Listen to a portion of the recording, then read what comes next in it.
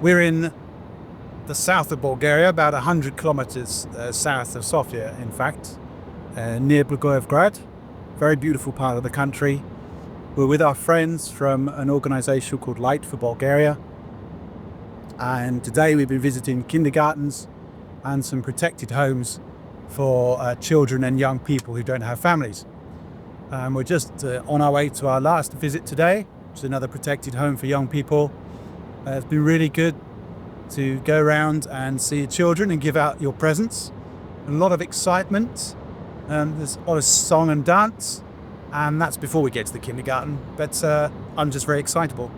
So yeah, been really good today, and we hope that you can get a little flavour of the excitement from the following clips.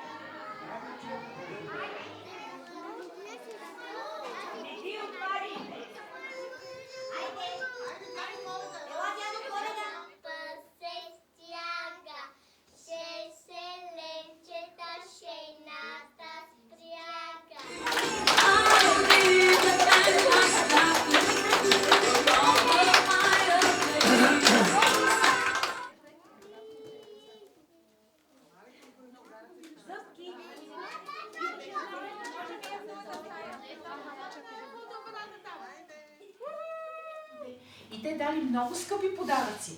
Дали злато, се казва, че дали злато, ливан и смир. Добре. Я чакай. Аз имам, а вие немате.